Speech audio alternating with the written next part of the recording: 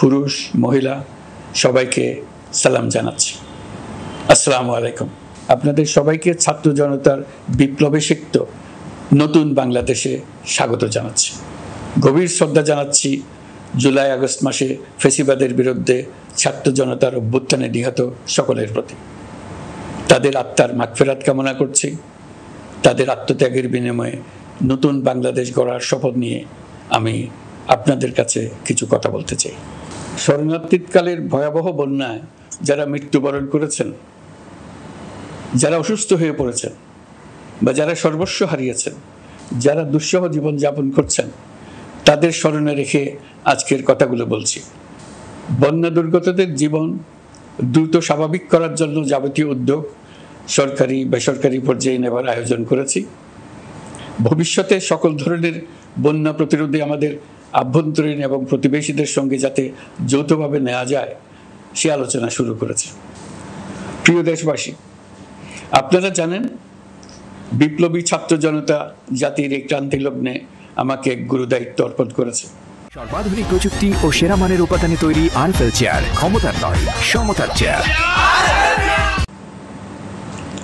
তারা নতুন এক বাংলাদেশ গড়তে চায়। নতুন প্রজন্মের এই গভীর আকাঙ্ক্ষাকে বাস্তবে রূপ দেওয়ার সংগ্রামে আমি একজন সহযোদ্ধা হিসেবে তাদের সঙ্গে যোগ দিয়েছি।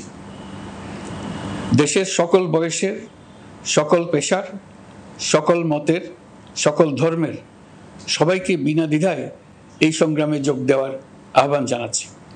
প্রিয় দেশবাসী, লক্ষ লক্ষ শহীদের রক্তের বিনিময়ে এবং লক্ষ লক্ষ মা বোনের আত্মদানের বিনিময়ে যে বাংলাদেশ আমরা পেয়েছিলাম তা ফ্যাসিবাদ এবং স্বৈরাচারের হাতে ধ্বংস হয়ে গেছে। আপনারা দেখেছেন আমাদের প্রতিটি প্রতিষ্ঠানকে তারা কিভাবে শেষ করেছে। দেশের রন্ধ্রে রন্ধ্রে ঢুকে গেছে দুর্নীতি। এমন এক দেশে আমাদের দেশ রূপান্তরিত হয়েছে যেখানে স্বৈরাচারের পিয়নও দুর্নীতির মাধ্যমে 400 কোটি টাকার সম্পদ করার মতো অকল্পনীয় কাজ করে গেছে নির্বিবাদে। শিক্ষা খাতকে পঙ্গু করে দিয়েছে। ব্যাংকিং ও শেয়ার বাজার খাতে লুটপাট, প্রকল্প ব্যয়ে বিশ্ব রেকর্ড, অবাধ সম্পদ পাচার, আইন শৃঙ্খলা রক্ষাকারী সংস্থাকে নিজ দলের পুতুলে রূপান্তর, বাক স্বাধীনতা হরণ, মানবাধিকার হরণ, এসবই হিমশৈলের অগ্রভাগ মাত্র। ক্ষমতা কুক্ষিগত করতে ফ্যাসিবাদী সরকার খর্ব করেছে জনগণের সাংবিধানিক ক্ষমতা ও অধিকার।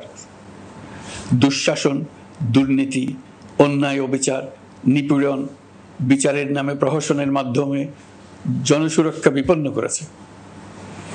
জনগণকে নির্যাতন, বঞ্চনা ও বৈষম্যের মুখোমুখি দাঁড় করিয়ে দিয়েছে।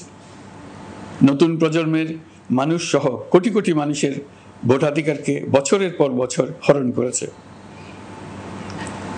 মানুষের এগিয়ে যাওয়ার পথে সকল ধরনের প্রতিবন্ধকতা তৈরি করে স্বৈরাচার তার নিজের, পরিবারের ও দলের কিছু মানুষের হাতে দেশের মালিকানা তুলে দিয়েছে। প্রিয় দেশবাসী, কিন্তু এই দ্বার প্রান্তে দাঁড়িয়েই আমাদের গড়তে হবে স্বপ্নের বাংলাদেশ। বৈষম্যহীন, শোষণহীন, কল্যাণময় এবং মুক্ত বাতাসের রাষ্ট্রের যে স্বপ্ন নিয়ে ছাত্র জনতা আন্দোলনে ঝাঁপিয়ে পড়েছিল, আমি তাদের সেই স্বপ্ন পূরণে অঙ্গীকারবদ্ধ। আপনাদের সবাইকে এই শুভলগ্নে তাদের স্বপ্ন পূরণে সমস্ত শক্তি নিয়ে এগিয়ে আসার আহ্বান জানাচ্ছি। তাদের স্বপ্ন আমাদের স্বপ্ন। জাতীয় জীবনে তরুণরা একটা মহা সুযোগ সৃষ্টি করে দিয়েছে। আমরা সবাইকে সুযোগ ব্যবহার করার কাজে এগিয়ে আসতে আহ্বান জানাচ্ছি। গণরোষের মুখে ফ্যাসিবাদী সরকার প্রধান দেশ ত্যাগ করার পর আমরা এমন একটি দেশ গড়তে চাই যেখানে প্রতিটি নাগরিকের মানবাধিকার থাকবে পুরোপুরি সুরক্ষিত।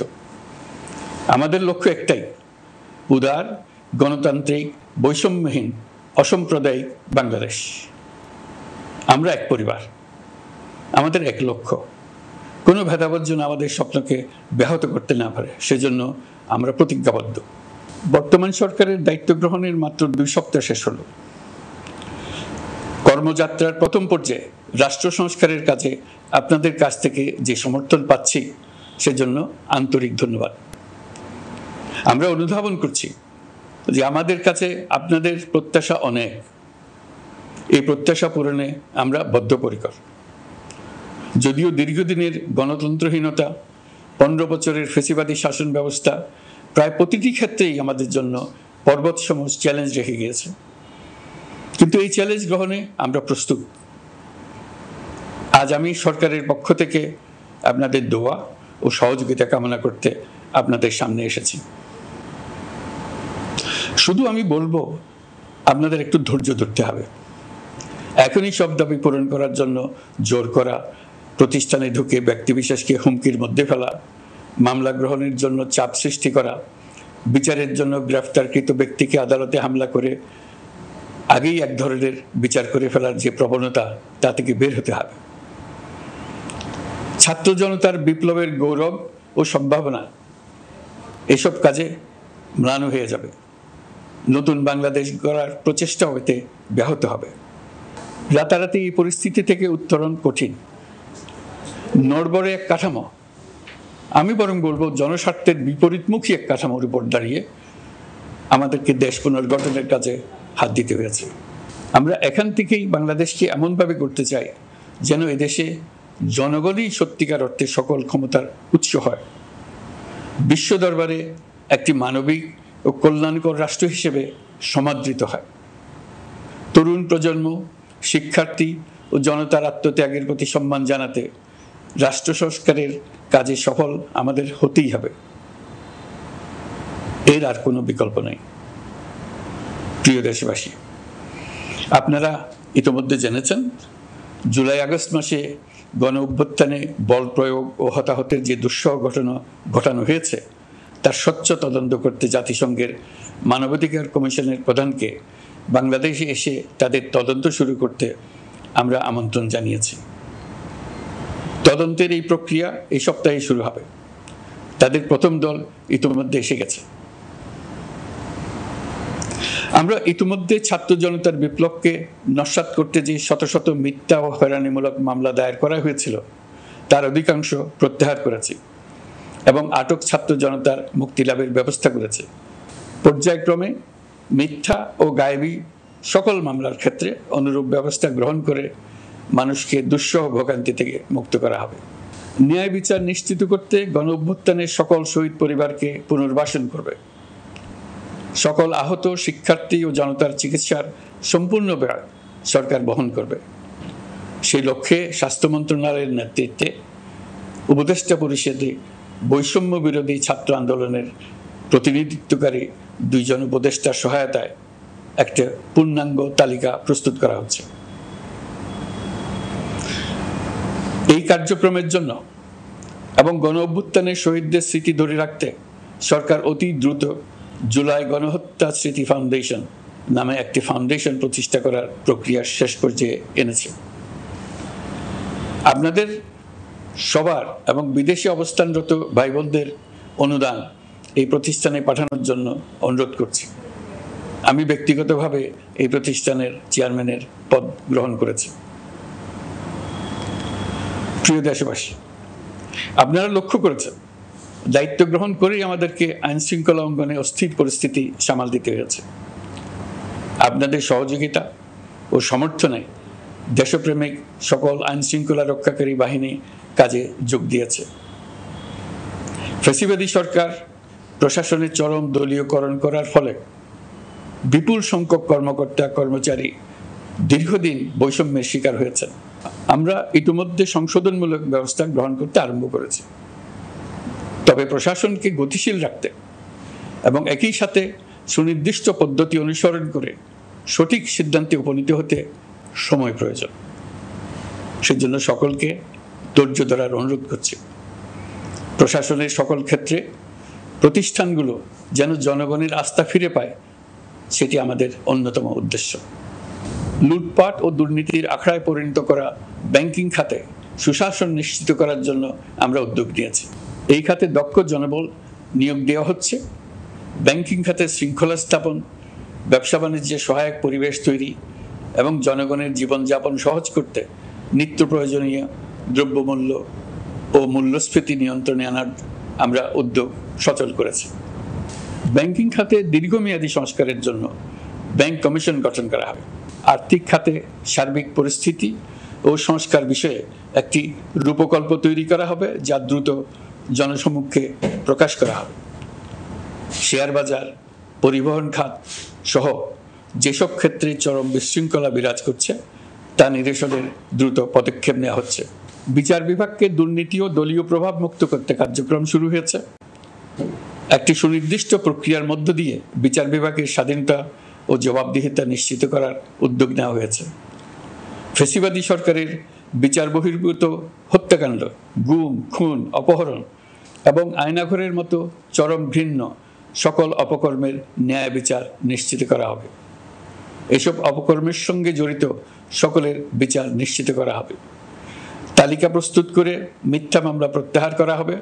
দুর্নীতি ও সম্পদ পাচারের বিচার করা হবে। আইন শৃঙ্খলার ক্ষেত্রে জনমুখী ও দলীয় প্রভাবমুক্ত জবাবদিহিমূলক কাঠামো সৃষ্টির লক্ষ্যে পুলিশ কমিশন গঠন করা হবে। জাতিসংঘের তদন্ত প্রতিবেদন, দায়িত্বপ্রাপ্ত সকল সংস্থা ও জনগণের সাথে মত বিনিময়ের মাধ্যমে কমিশনের নেতৃত্বে প্রয়োজনীয় সংস্কার করা হবে। বাংলাদেশকে আর কোনোদিন কেউ যেন কোনো পুলিশি রাষ্ট্রে পরিণত করতে না পারে তার ব্যবস্থা করা হবে। তথ্যের অবাধ প্রবাহ ও গণমাধ্যমের স্বাধীনতা নিশ্চিত করা হবে। ফ্যাসিবাদী সরকার গণমাধ্যমের উপরও দলীয়করণ ও নির্যাতনের বোঝা চাপিয়েছিল। জনগণের তথ্যের অধিকার নিশ্চিত করতে আমরা প্রতিশ্রুতিবদ্ধ। তথ্যের প্রবাহে বিদ্যমান আইনি ও অন্যান্য বাধা অপসারণ করা হবে। মত প্রকাশের স্বাধীনতা বাধাগ্রস্ত করে এমন সব আইনের নিপীড়নমূলক ধারা সংশোধন করা হবে। ইতিমধ্যে এই ধরনের আইনগুলো নিশ্চিহ্নিত করে এই প্রক্রিয়া শুরু করা হয়েছে। বিদেশি সংবাদকর্মীদের এদেশে আসার পর যে অলিখিত নিষেধাজ্ঞা ছিল, ইতিমধ্যে আমরা তা তুলে নিয়েছি। বিদেশি সাংবাদিকদের দ্রুত ভিসা দিতে সংশ্লিষ্ট কর্মকর্তাদের নির্দেশ দেওয়া হয়েছে। আমরা আশা করি পরিবর্তিত পরিস্থিতিতে গণমাধ্যম কর্মীরা নিরপেক্ষ সাংবাদিকতা চালিয়ে যাবেন। শিক্ষাক্ষেত্রে চরম নৈরাজ্য প্রতিষ্ঠিত করে গেছে বিগত সরকার। আমরা তার পূর্ণাঙ্গ সংস্কারের উদ্যোগ নেব। এটা আমাদের অন্যতম অগ্রাধিকার। আপনারা জানেন, দায়িত্ব গ্রহণের পর দ্রুততম সময়ের মধ্যে সকল শিক্ষা প্রতিষ্ঠান খুলে দেওয়া হয়েছে। শিক্ষার্থীদের জন্য সৃজনশীল, নিরাপদ ও ভীতিমুক্ত পরিবেশ নিশ্চিত করা আমাদের অঙ্গীকার। একই সাথে পাঠ্যক্রমকে যুগোপযোগী করার কাজও দ্রুত শুরু করা হবে। গণতন্ত্রকে সুসংহত করতে স্থানীয় সরকার প্রতিষ্ঠানগুলোকে শক্তিশালী করা হবে এবং ক্ষমতার বিকেন্দ্রীকরণ নিশ্চিত করা হবে। ছাত্র জনতার গণঅভ্যুত্থানকে সফল পরিণতি দিতে প্রশাসন, বিচার বিভাগ, নির্বাচন কমিশন ও নির্বাচনী ব্যবস্থা, আইন শৃঙ্খলা খাত এবং তথ্য প্রবাহে প্রয়োজনীয় সংস্কার সম্পূর্ণ করে অবাধ ও সুষ্ঠু অংশগ্রহণমূলক নির্বাচন আয়োজন করা হবে। এর লক্ষ্য হবে দুর্নীতি, লুটপাট, গণহত্যার বিরুদ্ধে একটি জবাবদিহিতামূলক রাজনৈতিক বন্দোবস্তের সূচনা। বর্তমান সরকার দুর্নীতির বিরুদ্ধে স্পষ্ট অবস্থান গ্রহণ করেছে। আমাদের সকল উপদেষ্টা দ্রুততম সময়ের মধ্যে তাদের সম্পদের বিবরণ প্রকাশ করবেন। পর্যায়ক্রমে এটা সকল সরকারি কর্মকর্তাদের ক্ষেত্রেও নিয়মিত এবং বাধ্যতামূলক করা হবে।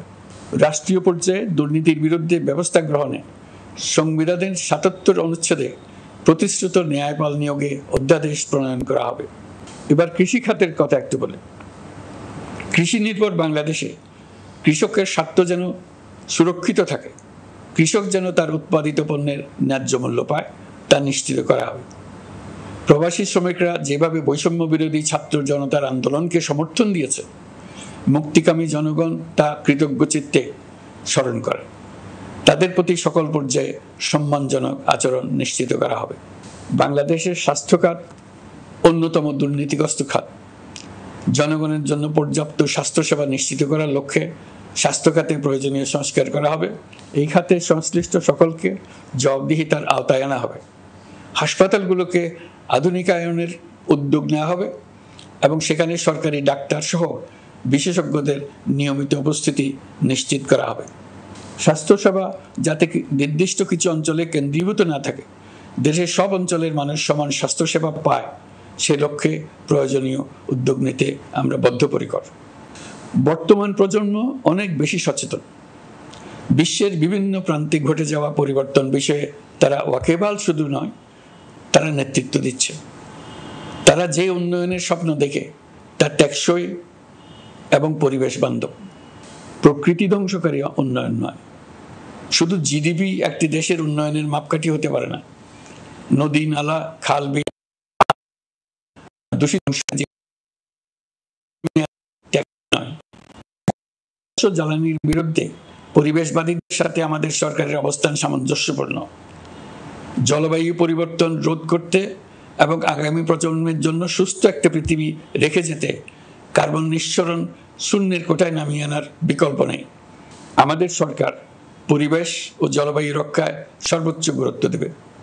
এই কার্যক্রমে তরুণ সম্প্রদায়কে সম্পৃক্ত করা হবে।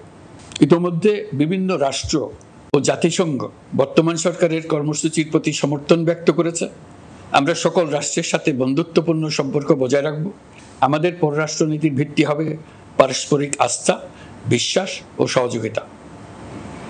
আমরা মানবাধিকার আইন সহ সকল আন্তর্জাতিক আইনের প্রতি শ্রদ্ধাশীল। আমাদের পক্ষ থেকে গুম বিষয়ক আন্তর্জাতিক চুক্তির পক্ষরাষ্ট্র হওয়া সহ বিভিন্ন পদক্ষেপ নেওয়া হয়েছে। ইতিমধ্যে পক্ষভুক্ত এমন সকল আঞ্চলিক ও দ্বিপাক্ষিক চুক্তি ও সমঝোতা বাস্তবায়ন করে যাব। আমাদের সরকার রোহিঙ্গা সমস্যার বাস্তবসম্মত সমাধানের লক্ষ্যে আন্তর্জাতিক সম্প্রদায়ের সাথে কাজ করে যাবে। আমরা জাতীয় ঐক্যে বিশ্বাসী। প্রয়োজনীয় সংস্কারের লক্ষ্যে রাজনৈতিক ঐক্যের মধ্যে দিয়ে নিশ্চিত করা হবে নারী, শিশু, প্রতিবন্ধী, ধর্মীয় সংখ্যালঘু, আদিবাসী সকলেই এদেশের নাগরিক এবং সমান আইনের সুরক্ষার অধিকারী। তাদের সকলের মানবিক অধিকার সহ অন্যান্য সকল অধিকার নিশ্চিত করার উদ্যোগ নেওয়া হবে।